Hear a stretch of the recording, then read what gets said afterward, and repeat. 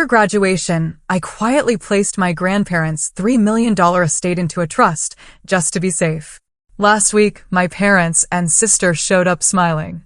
We had the house signed into my name. "You're out by Friday." I just grinned and said, "You really think I'd let that slide?" 2 days later, they came back with movers, only to freeze when they saw who was waiting on the porch with the folder in hand.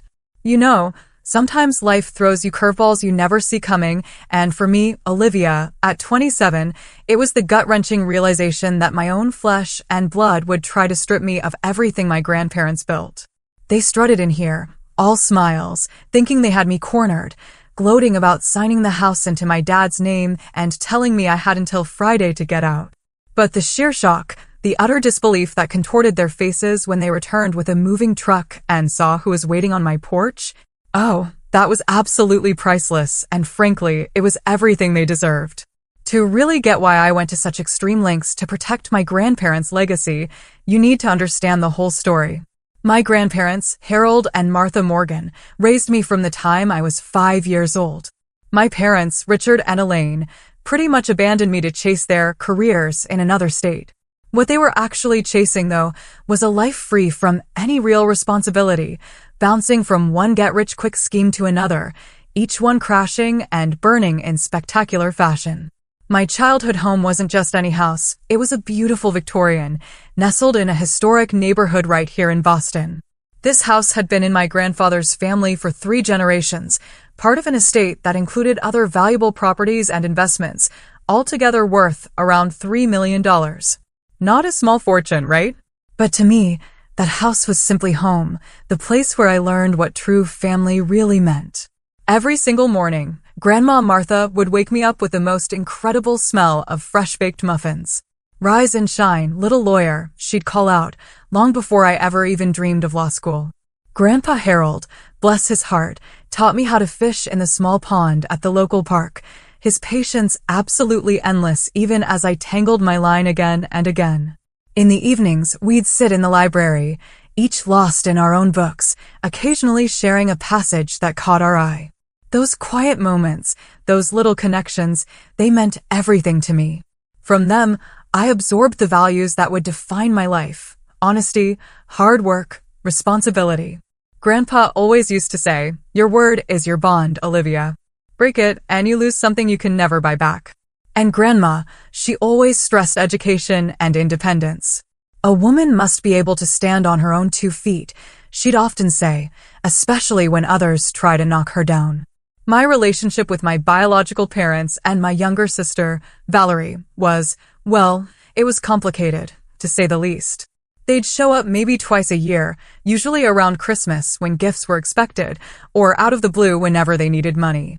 Every visit was the same: exaggerated affection, then casual questions about Grandpa's investments, and finally, a teary-eyed story about some unexpected expense, always ending with a request for a loan that, of course, was never repaid. Dad had filed for bankruptcy twice before I was even 10.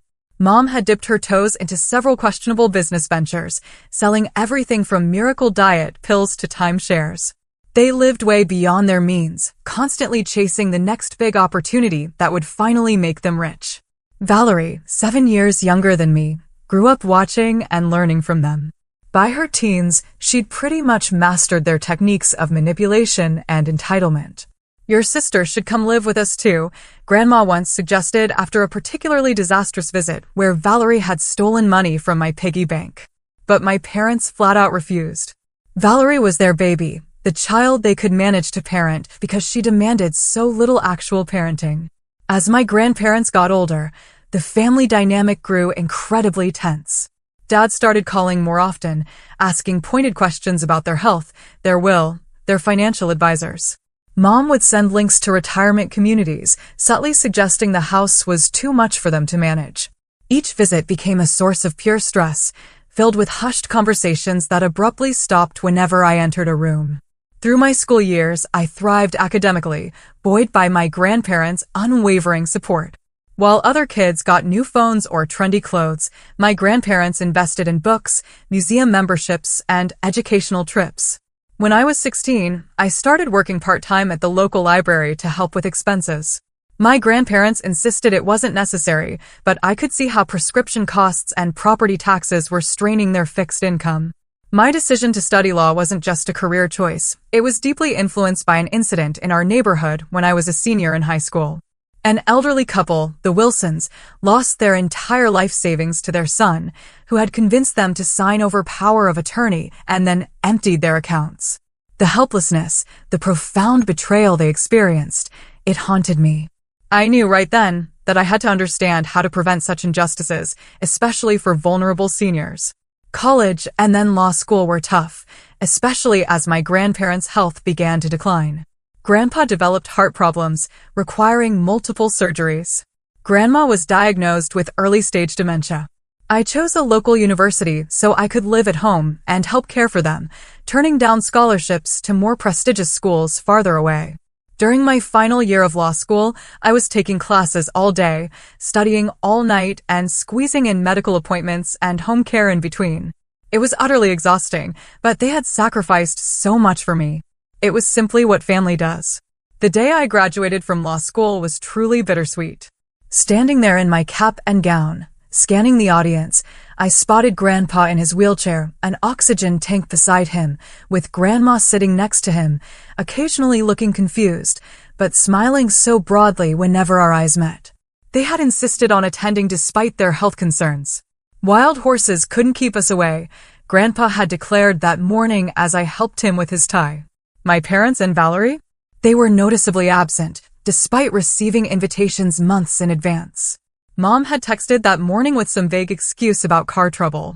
I'd stopped expecting their presence at important moments in my life a long time ago, but their absence still stung, a dull ache in my chest. After the ceremony, we celebrated at Grandpa's favorite Italian restaurant. He raised a shaky toast with his water glass to our Olivia, who makes us prouder every day. The finest granddaughter and now the finest lawyer in Massachusetts. Grandma nodded enthusiastically, adding, smart as a whip. Just like her grandfather. Their pride in my accomplishment filled me with both joy and a fierce determination to be worthy of their faith in me. During that final semester, I had taken an elective course on elder law and estate planning. What started as a practical choice, given my grandparents' situation, quickly blossomed into a passionate interest. Professor Sarah Winters, a former prosecutor specializing in elder abuse cases, opened my eyes to the terrifying prevalence of financial exploitation of seniors, often by their own family members. The greatest threat to elderly individuals' financial security rarely comes from strangers, Professor Winters told our class. 70% of elder financial abuse is perpetrated by family members or trusted caregivers. The sense of betrayal is often more devastating than the financial loss. Her words resonated deeply, chilling me to the bone. I immediately began researching protective measures, particularly irrevocable trusts, which could shield assets from predatory family members while ensuring the elderly person retained control during their lifetime. And with increasing alarm, I started noticing the unsettling parallels between the case studies we discussed and my own family situation. 2 weeks after graduation, I made a secret appointment with Nancy Hoffman, an elder law specialist Professor Winters had recommended. I brought copies of my grandparents' financial documents, which I had access to because I'd been helping manage their bills. Nancy reviewed everything carefully, her expression growing more and more concerned. "Your instincts are correct," she told me finally. "Given the pattern of behavior you've described and these recent inquiries from your father about property values, there is serious cause for concern. An irrevocable trust would offer significant protection, but your grandparents would need to establish it voluntarily. Have you discussed this with them?" I hadn't, fearing they would dismiss my concerns out of loyalty to their son. That evening, I gathered all my courage and gently broached the subject after dinner. Grandpa initially reacted exactly as I'd feared. "Richard has many flaws, but he would never try to take our home," he insisted, his voice gruff with emotion. "He is still my son, Olivia." Grandma was quiet, twisting her wedding ring as she often did when anxious. "What makes you think such a thing, dear?" she finally asked. Reluctantly, I shared everything I had observed, the increasing frequency of visits whenever their health took a downturn, the constant questions about their investments, the not-so-subtle hints about the house being too much work. Then I showed them something I had been keeping to myself, an email from Dad to a real estate agent inquiring about comparable sales in their neighborhood and the potential market value of their home, which I had discovered while helping Grandpa with his computer. Grandma began to cry quietly. He borrowed $50,000 5 years ago, she admitted, her voice trembling, for a business opportunity that couldn't wait. He promised to pay it back with interest, but when your grandfather asked about it last Christmas, he became angry. Said we were wealthy enough not to miss it, that we owed him for taking you in instead of him. Grandpa's face had grown increasingly pale, the color draining from it. Show me that trust information again, he said finally, his voice heavy with resignation. 3 days later, we met with Nancy Hoffman, and the process of establishing the Morgan Family Trust began. The legal process was complex, requiring multiple meetings with attorneys, financial advisors, and the bank. We structured the trust so that my grandparents retained full control and benefit of all assets during their lifetime, but after their passing, I would become the trustee. The house, their investment portfolio, and other valuable possessions were transferred into the trust's ownership, protecting them from potential claims or manipulation. Throughout the entire process, we maintained absolute secrecy. My grandparents told no one, not even their closest friends, about the arrangement. I was still living with them, working at a small law firm specializing in family law, beginning to build my career while still helping care for them. To outsiders, nothing had changed, but I slept better knowing that their legacy and home were finally protected from whatever schemes my parents might be contemplating. About 6 months after we established the trust, Grandpa's health took a dramatic turn for the worse. What we had thought was simply fatigue related to his heart condition was diagnosed as advanced stage pancreatic cancer. The prognosis was grim, 3 to 6 months at most. We were utterly devastated. Somehow, news of his diagnosis traveled quickly to my parents. Suddenly, they began calling daily and visiting weekly, something absolutely unprecedented in all the years I had lived with my grandparents. Valerie even took a leave of absence from her job at a nail salon to help out, though her help mainly consisted of going through closets and cabinets, cataloging items of value when she thought no one was watching. One evening, I overheard a conversation between my parents in the garden. They thought everyone was asleep, but I had been up getting medication for Grandpa. Once the old man is gone, we need to move quickly before she has time to hide anything, Dad was saying. Mom is so confused these days, she'll sign whatever we put in front of her. What about Olivia? Mom asked, a hint of worry in her voice. She's always watching, and now she's a lawyer. She's a brand new lawyer with student loans and no real experience, Dad scoffed. We'll offer her a small portion to keep quiet. If she makes trouble, we'll contest any will on grounds of undue influence. After all, she's been living here dependent on them, possibly manipulating them. Who would believe her over us, the actual children? I stood frozen, the glass of water in my hand growing warm, as they continued planning how they would sell the house, liquidate investments, and finally have the lifestyle they deserved. When Valerie joined them, eagerly adding her own ideas about which antiques would fetch the highest prices, I felt physically ill. The next morning, I checked in with Nancy Hoffman, confirming that all the trust documents were properly filed and absolutely unassailable. She reassured me that the protection was solid, but warned me to be vigilant about any attempts to have my grandmother sign new documents once my grandfather passed. As Grandpa grew weaker, he seemed to sense the vultures circling. One night, as I sat with him while he struggled to breathe comfortably, he gripped my hand with surprising strength. Promise me you will protect your grandmother and this house, he whispered. It is not just property, Olivia. It is the physical embodiment of our family history, our love, our sacrifices. Richard never understood that. He sees only dollar signs where I see memories. I promised, tears streaming down my face, and he nodded, satisfied. 3 days later, he slipped into a coma. He passed away peacefully the following morning with Grandma and me at his bedside. The funeral was small and dignified, just as Grandpa would have wanted. A few close friends, neighbors, and former colleagues gathered to celebrate his life. My parents and Valerie arrived 20 minutes late, dressed inappropriately flashy for a funeral, and left immediately after the service, claiming they had a long drive ahead. Before leaving, Dad pulled me aside and asked bluntly about the will and when it would be read. I delivered a simple eulogy, focusing on Grandpa's integrity, his gentle wisdom, and his unconditional love. Looking out at the small gathering, I realized that a life well lived is not measured by wealth accumulated, but by love shared. Grandpa had been rich indeed by that measure. After the funeral, the reality of being Grandma's sole caretaker settled heavily on my shoulders.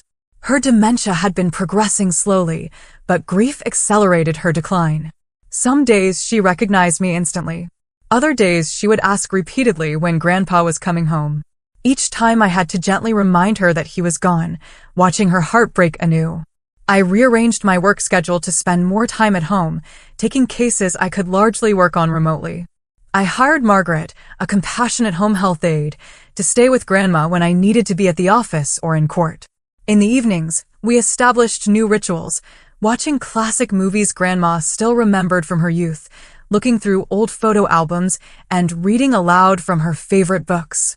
These activities seemed to anchor her, providing islands of clarity in her increasingly foggy mental state.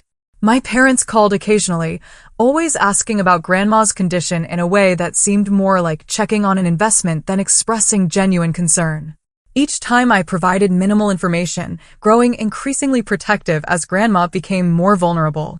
6 months after Grandpa's death, Grandma developed pneumonia. Despite aggressive treatment, her weakened system couldn't fight the infection. Her final days were peaceful at home, in her own bed, as she had wished. I read to her from Jane Austen, her favorite author, and played the classical music she and Grandpa had loved. On her last night, she had a moment of complete lucidity. She looked at me and squeezed my hand. "Elizabeth," she said, confusing me with my mother. "I am so proud of the woman you have become, so different from." She trailed off, then refocused. "Take care of our Olivia." Before I could correct her confusion, she had drifted back to sleep.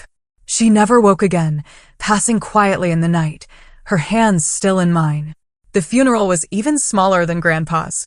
My parents didn't attend at all, sending a generic flower arrangement with a card signed by their secretary.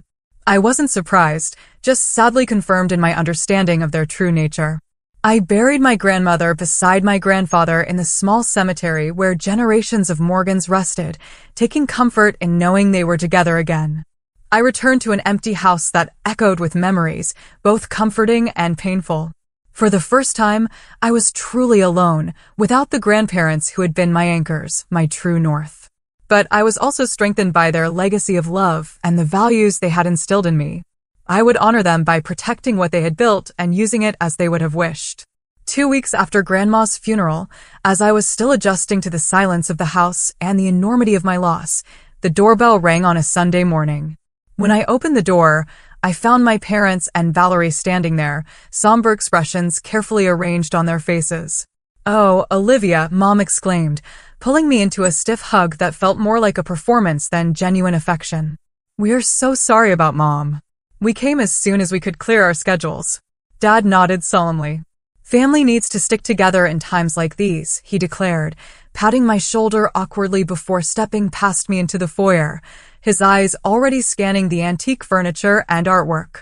Valerie, 20 years old but dressed like a teenager, gave me a quick side hug.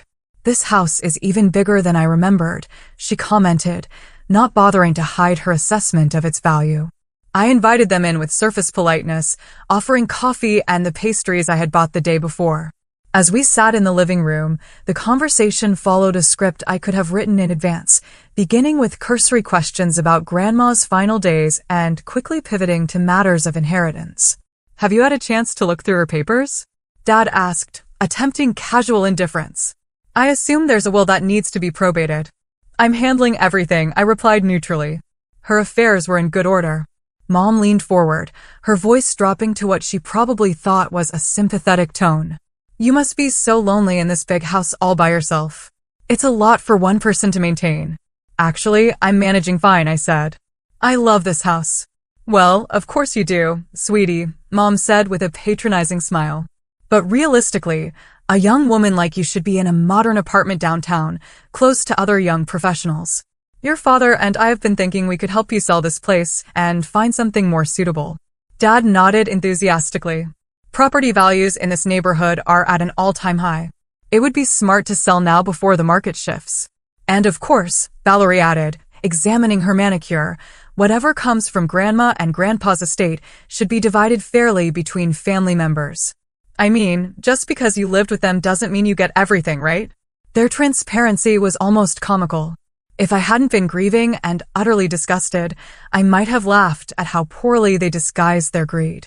Instead, I simply stated that I was not making any decisions about the house in the immediate future and changed the subject. They stayed for 3 days, during which I caught my mother going through Grandma's jewelry box when she thought I was on a work call. My father was measuring rooms and taking photos, supposedly for memories. And Valerie was constantly trying to pry information from Margaret about bank accounts and safety deposit boxes. On the second evening, I stepped onto the back porch for some air and overheard my father on his phone, speaking with someone about real estate values. The house shows at least $3.2 million in this market, he was saying, maybe more with some updates. We just need to move quickly once we have control. Later that night, I found a browser window left open on Valerie's laptop showing search results for challenging a trust and contesting inheritance. When I checked the browsing history, I discovered searches for local estate attorneys and how to prove undue influence. The next morning, I confronted them gently over breakfast. I noticed you all seem very interested in the house and Grandma's assets, I said calmly. Is there something specific you're hoping to find? Dad flushed red, but quickly recovered. Just trying to help you sort things out, honey. You have enough on your plate with your new career and all this grief. Mom nodded vigorously. We're just concerned about you, darling. Such responsibility for someone so young. And we want to make sure everything is fair, Valerie added pointedly. Grandma and Grandpa might have been confused in their later years. I simply nodded and said I appreciated their concern, but had everything under control.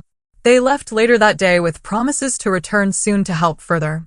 The moment their car pulled away, I called Nancy Hoffman and updated her on the situation. She advised me to be vigilant but assured me the trust was secure. For several weeks, I heard nothing from them. I began to hope they had accepted the situation and moved on. I was deep in a new case at work and finally beginning to establish a routine that didn't revolve around caregiving when they reappeared without warning. All three walked up the front path as I was leaving for work, their expressions triumphant.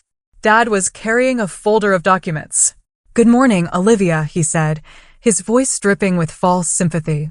We hate to do this, but we need to talk about your living situation. Mom stepped forward, her smile tight. We found some papers in our safe deposit box. An older will that your grandparents signed years ago, leaving everything to your father as their only child. We've had it verified by an attorney. Valerie added gleefully. We also have papers showing the house has been signed over to Dad. The trust you think protects everything? Apparently not valid when there's a prior will. Dad extended the folder toward me. We're not unreasonable. We'll give you until Friday to pack your things. We've already lined up a buyer for the house. I looked at their smug faces, at the folder of what I was certain were fraudulent documents, and felt a strange calm settle over me. You really think I would let that happen? I asked quietly. Their confidence faltered momentarily, but Dad recovered quickly. This is happening whether you like it or not. Friday, Olivia. Be out by noon. As they turned to leave, I called after them. Before you do anything irrevocable, you might want to consult a better lawyer. One who knows the difference between a genuine will and a fabrication. Dad's face darkened. Don't threaten me, young lady. You're not the only one who knows about the law. With that parting shot, they left, utterly confident in their victory.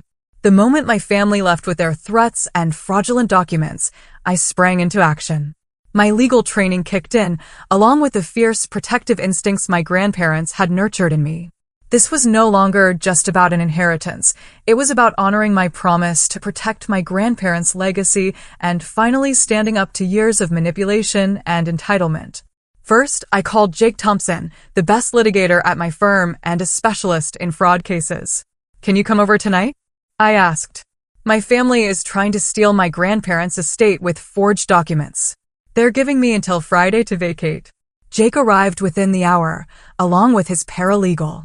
I laid out everything. The trust documents, my grandparents' medical records proving they were competent when signing, the journal I had kept meticulously documenting my parents' suspicious behavior, and my recollection of the fraudulent claims they had just made. If what they showed you is what I think it is, they are committing several felonies, Jake said, his expression grim. Forgery, fraud, attempted theft by deception. But we need to see those documents to be certain. My next call was to Nancy Hoffman, who had helped establish the trust. They're making their move, I told her. And it's as brazen as we feared. Nancy was reassuringly calm. The trust is ironclad, Olivia, but we should file for an emergency injunction to prevent any recording of fraudulent deeds or transfers. I'll draft it tonight and file first thing tomorrow. With my legal team mobilizing, I turned to practical security measures. I called a locksmith who arrived that afternoon to change every lock in the house. Next, I contacted a security company to install cameras covering all entrances. By evening, the house was secure against unauthorized entry. I made a final call to my bank, confirming that all accounts were protected and flagged for unusual activity. The bank manager, who had known my grandparents for decades, was appalled at my situation and personally placed alerts on everything connected to the estate. As night fell, I organized all the documentation for the trust, creating multiple copies stored in different locations. One set in my home safe, another with Jake, a third with Nancy, and digital copies secured in encrypted cloud storage. No single point of failure could compromise our protection. That evening, as I was reviewing everything, my phone began ringing off the hook with calls from my parents and Valerie. I let them all go to voicemail.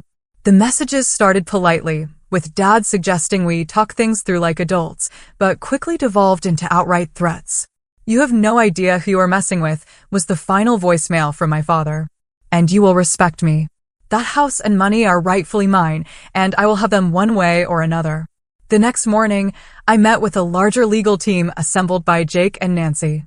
Sofia Rodriguez, a specialist in estate litigation, reviewed our documents and strategy. "Their claim about a prior will taking precedence over the trust is completely without merit," she confirmed. "Once assets are transferred into an irrevocable trust, they are no longer part of the estate to be distributed by will. Any competent lawyer would know this, which suggests they either have a very bad attorney or, more likely, no legitimate attorney at all." We developed a multi-pronged approach. First, the injunction preventing any property transfers. Second, a cease and desist letter regarding their fraudulent claims. And third, preparation for a potential lawsuit for harassment and attempted fraud if they persisted. "What about the documents they claim to have?" I asked. "The supposed earlier will and property transfer.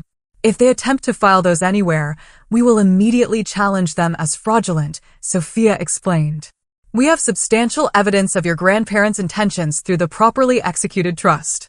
Plus, we have their medical records showing they were mentally competent, the ongoing journal you kept, and witnesses like Margaret who can testify to their clear wishes."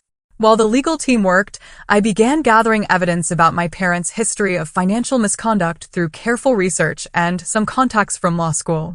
I documented my father's 2 bankruptcies, a tax lien, and a small claims judgment against my mother for a failed business venture where she had taken investments but never delivered products. By Thursday afternoon, my family's desperation was truly showing. Valerie posted a rambling message on social media, claiming I had manipulated our sick grandparents and stolen the family legacy. She tagged extended family members and old neighbors, trying to rally public opinion against me. My parents took a more direct approach, showing up at my law firm, unannounced, demanding to speak with me. When the receptionist explained I was in court, they refused to leave, causing such a disturbance that security had to escort them out. My colleagues were shocked but incredibly supportive. The incident only strengthened their resolve to help me. Later that day, I learned from a concerned neighbor that my father had been going door to door on my street, telling people I was mentally unstable and trying to gather community support for their takeover of the property. Fortunately, most neighbors had known my grandparents and me for years and were suspicious of these sudden, concerned relatives they had rarely seen. As Friday approached, I prepared for all contingencies. Jake would be at the house with me, along with Nancy and a notary public to witness any interactions. Margaret would also be present, ready to testify about my grandparents' mental state and stated wishes if needed. I contacted the local police, explaining the situation and asking them to be ready to respond if my family attempted forced entry or created a disturbance. The officer I spoke with took detailed notes and promised to flag the address for immediate response. Finally, I set up legal recording devices in the main rooms of the house, ensuring any confrontation would be documented. Massachusetts is a two-party consent state for recordings, but I placed visible signs notifying all entrants that audio and video recording was in progress, satisfying the notification requirement. Thursday night, I barely slept, running through scenarios in my mind. But underneath the anxiety was a bedrock of certainty. I was doing exactly what my grandparents would have wanted, protecting the home they had lovingly maintained for generations against those who saw it only as a payday. Whatever happened tomorrow, I would face it with the strength and integrity they had taught me. Friday morning dawned clear and bright, a beautiful spring day that completely belied the storm brewing in my family affairs. I woke early after a restless night, showered and dressed carefully in a professional Navy suit, automatically reaching for the pearl earrings Grandma had given me for my law school graduation. For important days, she had said. This certainly qualified. By 8:30, my support team had assembled. Jake arrived first, bringing coffee and a reassuring confidence. We have everything covered legally, he reminded me. Today is just about standing your ground. Nancy came next with a notary public, a solemn woman named Patricia, who had witnessed hundreds of property disputes. Margaret arrived shortly after, giving me a motherly hug before taking up position in the kitchen, where she began stress baking, the scent of cinnamon rolls soon filling the house. Sofia Rodriguez completed our team, bringing copies of the emergency injunction that had been granted by the court the previous afternoon, prohibiting any recording of property transfers related to the estate. Just in case they try to go directly to the Registry of Deeds, she explained. We positioned ourselves strategically. I would meet my family on the front porch, the symbolic threshold they sought to cross. The others would remain inside, out of initial sight, but ready to step forward when needed. The folder containing all relevant trust documents, the injunction, and evidence of the estate's protected status sat on the small table beside the porch swing, a visual counterpoint to whatever fraudulent papers my family would bring. At precisely 11:45, 15 minutes before their self-imposed deadline for my eviction, a black SUV pulled up at the curb. Behind it came a large moving truck, its engine rumbling as it double-parked on the narrow street. Several neighbors paused their gardening to watch the spectacle unfold. My father emerged first from the SUV, dressed in what he probably thought was impressive business attire, a slightly too tight suit with flashy cufflinks. My mother followed, her face set in grim determination, designer sunglasses hiding her eyes. Valerie bounced out last, practically skipping with anticipation, phone already in hand, as if ready to document her victory. Behind them, two men climbed down from the moving truck, looking uncomfortable as they sensed the tension. My father waved them forward impatiently. I stood up slowly from the porch swing, the folder in my hand, and waited. Let them come to me, on my territory, the home my grandparents had entrusted to my care. Right on time to witness your departure, I see, my father called out as they approached the front walk. I hope you're packed and ready to go. He waved the folder he carried, presumably containing his fraudulent documents. I remained silent, standing tall at the top of the porch steps as they approached. Several neighbors had drifted closer, sensing drama and perhaps concerned for my welfare. We brought a truck to help with your things, my mother added in a falsely sweet voice, designed to present an image of familial concern to the watching neighbors. We know this must be difficult. As they reached the bottom of the porch steps, I finally spoke. Before you come any further, I should inform you that this property is under video and audio surveillance, and there are witnesses inside the house. Anything you say or do is being recorded. That stopped them momentarily. My father recovered first, his smile tightening. Always the dramatic one, Olivia. This doesn't change anything. We have legal documents giving us ownership of this property. He waved his folder again. You mean your forged documents? I asked calmly. The ones that supposedly override an irrevocable trust established over a year ago when both my grandparents were alive and legally competent? My mother's smile faltered. Valerie looked uncertainly between her parents, the script clearly not proceeding as planned. My father's face darkened as he climbed the first 2 steps. Now you listen here. This house belongs to me. My parents wanted me to have it. Whatever you tricked them into signing when they were sick doesn't change that. At that moment, The front door opened behind me, and Jake stepped out, followed by Nancy, Sophia, Patricia the notary, and Margaret. The sight of 5 adults, clearly professional and prepared, brought my father up short. "Mr. Morgan," Jake said pleasantly, "I am Jake Thompson, attorney for the Morgan Family Trust. I believe you were just about to accuse your daughter of fraud and undue influence. Please continue. We are recording for the court." My father's mouth opened and closed without sound. My mother grabbed his arm, whispering urgently. The moving truck men shuffled awkwardly, one checking his watch. "Perhaps you should tell the movers they will not be needed today," I suggested quietly. "Or any day." Finding his voice at last, my father blustered. "This is ridiculous. I have a legal right to this property. I have documentation right here." He waved the folder again, but made no move to open it. Sophia stepped forward, her professional demeanor unruffled. "As counsel for the estate, I must inform you that we have obtained an emergency injunction preventing any recording of fraudulent property transfers related to this estate." She held out a copy of the court order. "Additionally, I should warn you that presenting forged documents is a felony in Massachusetts, punishable by up to 5 years in prison." The color drained from my father's face. My mother stepped forward, trying a different approach.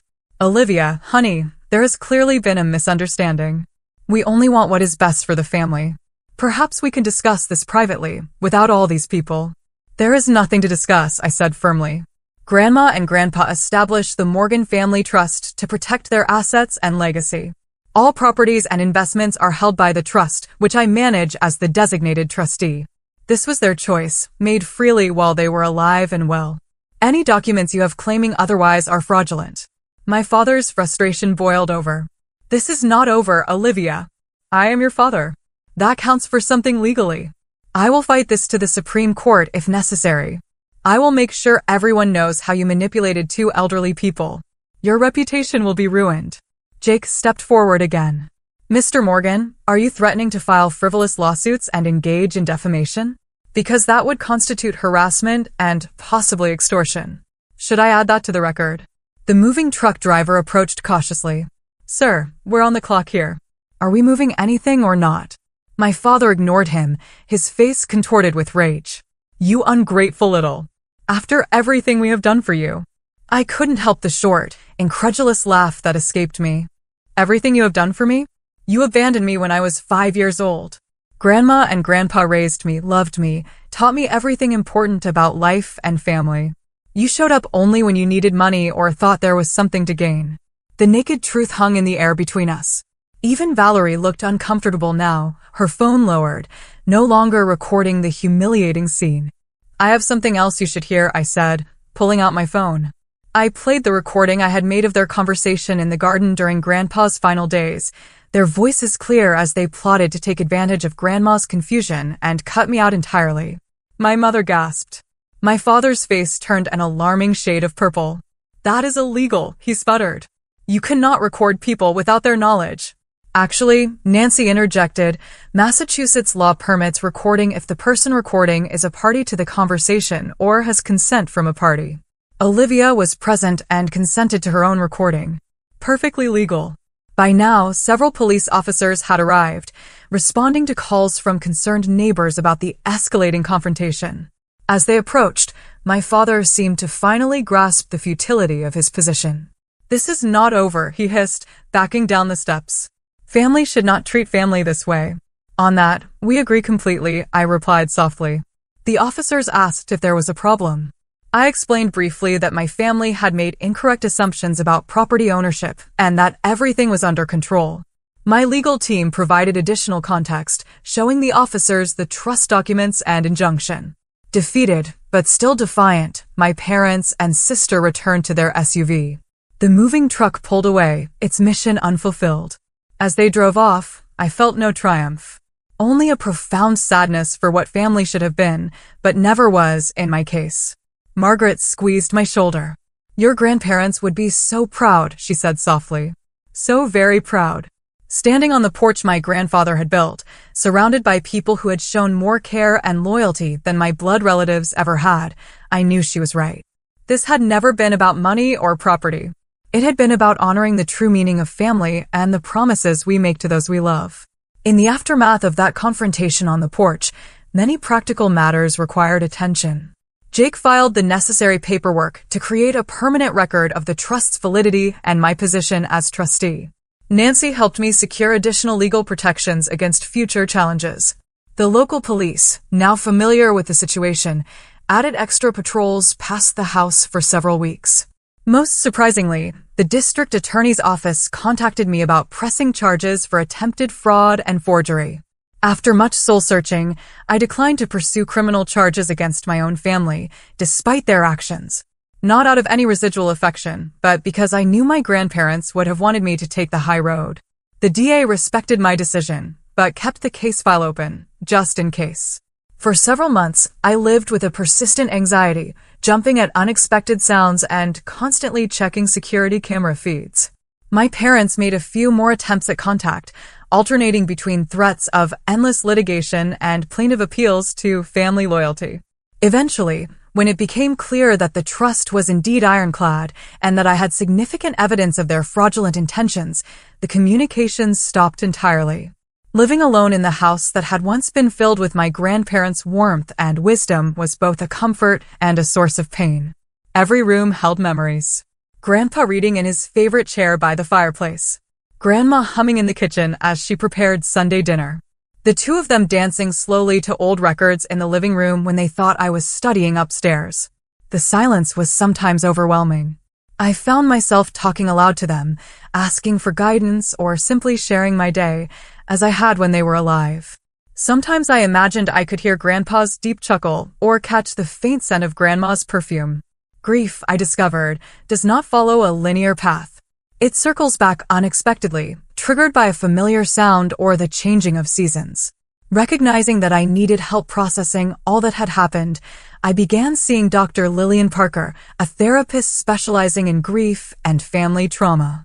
Her gentle questions helped me untangle the complex emotions: grief for my grandparents, anger at my parents, betrayal, guilt over sometimes wishing for a normal family, and a profound loneliness that seemed to have no bottom. What you are experiencing is complicated grief, Dr. Parker explained during one session. You are not only mourning your grandparents, but also the loss of the idea of family as it should be. That is a significant double loss. Working with her, I learned to separate my parents' actions from my own worth. To recognize that their greed and manipulation reflected their character flaws, not any failure on my part. Most importantly, I began to understand that family is not defined solely by blood, but by love, respect, and mutual care. My colleagues at the law firm became an unexpected source of support. Jake and his wife Naomi invited me to holiday dinners. Sophia checked in regularly with coffee and conversation. Even the normally reserved senior partners showed their concern through mentorship and inclusion in important cases. About 6 months after the confrontation, I made the difficult decision to renovate parts of the house. Not to erase my grandparents' presence, but to blend their legacy with my own future. I kept Grandpa's library intact, with his books and comfortable leather chair, but converted an unused bedroom into a modern home office. Grandma's kitchen remained largely unchanged, though I added new appliances that she would have loved exploring. The most significant change came when I established the Harold and Martha Morgan Scholarship Fund at my law school, dedicated to supporting students interested in elder law and protection of vulnerable populations. Using a portion of the trust's assets this way felt right, a continuation of their generous spirits and a way to create something positive from our family's painful history. My professional life evolved as well. Drawing on my personal experience, I shifted my legal practice to focus exclusively on elder law and estate planning. Working with families to create trusts and protective measures that would prevent the kind of exploitation my parents had attempted became deeply satisfying. Each client protected felt like a small victory, a ripple effect of good from my grandparents' wisdom in establishing our trust. Slowly, I built a new kind of family around me. Margaret continued visiting regularly, now more friend than employee. My neighbors, who had witnessed the drama unfold on my porch, became closer, inviting me to block parties and community events. I joined a book club that met monthly, finding connection through shared stories, just as I had with my grandparents. 2 years after that confrontation on the porch, I received a small envelope in the mail with no return address. Inside was a brief note from Valerie. I am sorry for what happened. They were wrong. I was wrong. I miss you. No request for money. No mention of the house or estate. Just a simple acknowledgement and what seemed like genuine regret. After much consideration, I responded with an equally brief note. Thank you for saying that. It matters. I did not invite further contact, but left the door slightly ajar. Whether anything would come of it remained to be seen, but the exchange felt like a small step toward healing, if not reconciliation. As for my parents, I have had no contact since that day. Sometimes I see their names in my email spam folder or notice a missed call from an unknown number that might be theirs. I have made peace with the likelihood that we will never have a healthy relationship. That acceptance, painful though it was to reach, has been liberating. The most profound lesson from this journey has been understanding that family is not an automatic guarantee of love or loyalty. True family, whether related by blood or bound by choice, must be built on respect, honesty, and genuine care. My grandparents showed me what real family means. And in their absence, I have found new ways to honor that legacy by creating my own chosen family of friends and mentors. I still sit on the porch swing some evenings, especially in spring when the garden grandma loved bursts into bloom. The house no longer feels empty, but filled with both memories and new possibilities. The trust my grandparents established protected more than just property. It preserved a foundation from which I could rebuild and grow after loss. For anyone facing similar challenges with family and inheritance, my advice is simple: document everything. Trust your instincts. And remember that protecting yourself against exploitation honors those who truly loved you. Standing firm against those who would take advantage of the vulnerable is not selfish. It is an act of courage and integrity.